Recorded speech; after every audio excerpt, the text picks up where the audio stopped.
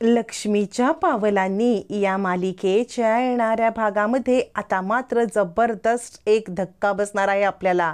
जळता निखारा पायाखाली येण्यापासून खूप मोठा अद्वैत आता आता सगळ्यांना वाचवणार आहे। नयनाला जोरदार धक्का देत कलाने कमाल केलेली असते। अचानकपणे असलेल्या पूजेमध्ये हा भयंकर प्रकार घडतो आणि आता खूप मोठे मालिकेला जबरदस्त वळण लागते। अद्वैतच्या स्वभावाची एक वेगळीच बाजू समोर येते आणि कला हे सगळं बघून भारावून जाते।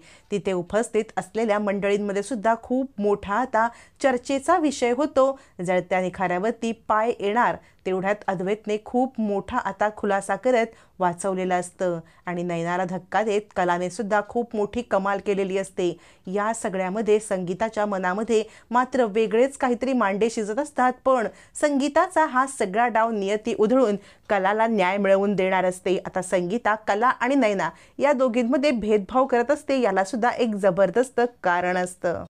आता चांदेकरांच्या पूजेला काजू, नयना आणि संगीता तिघीही जणी रांगेमध्ये उभ्या असतात आणि सिक्युरिटी गार्ड पास चेक करून सगळ्यांना आत पाठवत असतात। पास चेक केल्याशिवाय कुणीही आत जायचं नाही, हा सगळा नियम असतो। सगळ्यांच्या हातामध्ये पास असतात आणि घाई गडबडीत संगीता मात्र कपड्यांच्या ढिगाऱ्याच्या खाली पास विसरून आलेली असते।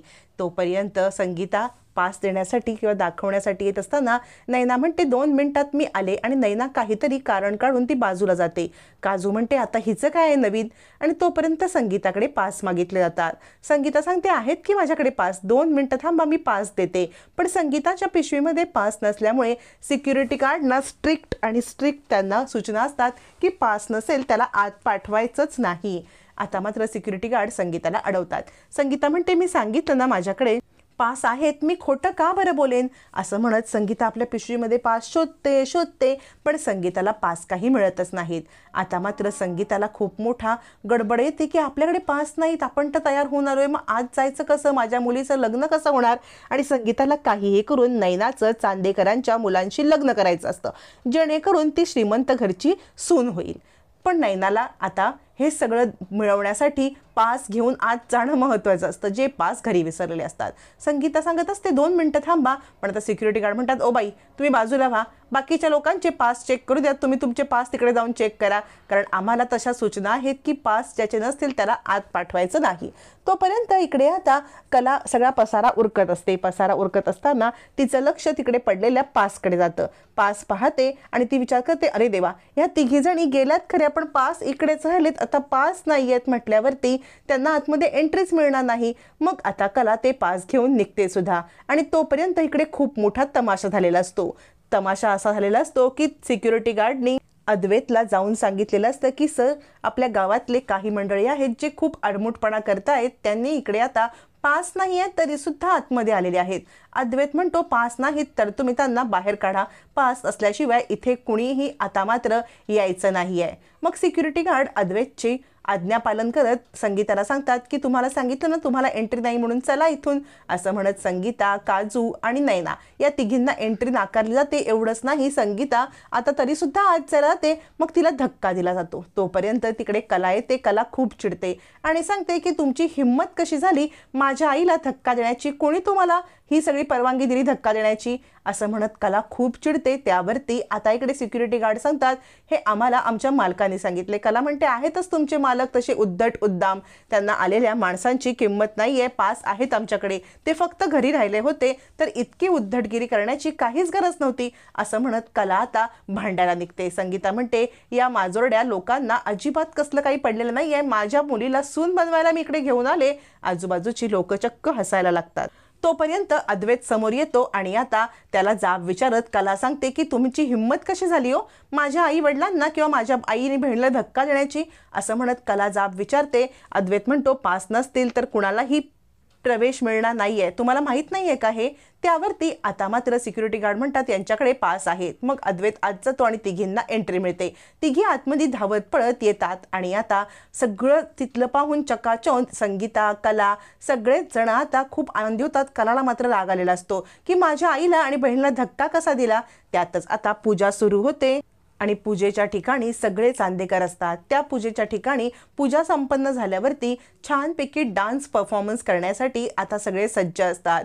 एक एक करत डान्स परफॉर्मन्स होत असतात आणि अद्वैत, त्याच्या बाजूला असलेला राहुल, हे सगळेच जण आता हे पाहण्यासाठी उत्सुक असतात।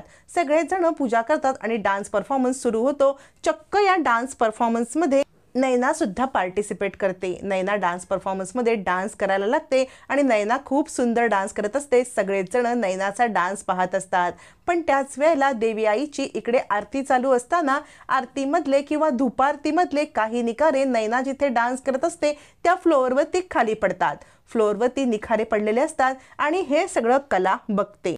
कला पाहते आणि दीदीच्या पायाखाली अंगाला येणार म्हणून धावत जाऊन कला आता नैनाला धक्का देते, जेणेकरून जळत्या निखाऱ्यावरती तिचा पाय पडू नये।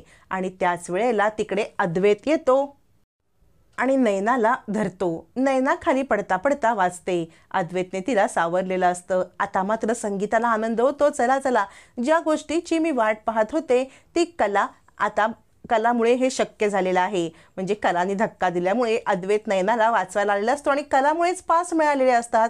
अद्वैत रागारागात मध्ये आता इकडे कलाकडे पाहायला लागतो आणि म्हणतो, काही लोकांना शिस्तच नसते, कसं काय वागायचं ते। आता एक मुलगी डान्स करत आहे आणि दुसरी मुलगी येऊन तिला ढकलते आहे, इतका बेशिस्तपणा कसा काय तुम्ही करू शकता।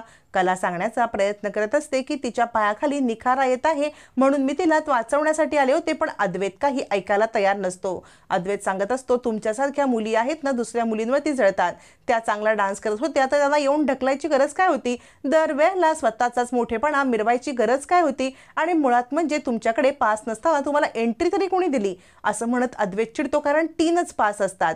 त्यावेळेला रागारागात संगीता समोर येते आणि संगीता सांगते, तुमचा काहीतरी गैरसमज झालाय, ही कलाची बहीण आहे, तिच्या पायाखाली निखारा येऊ नये नैनीच्या, म्हणून आमच्या कलेने तिला वाचवलंय, तुम्ही वाटेल ते तिच्यावरती आरोप करू नका, असं म्हणत संगीता आता अद्वैतचे डोळे उघडते। आता अद्वैतने कलाला जे काही बोलले त्याबद्दल त्याला पश्चाताप होत तो कलाची माफी मागणार का।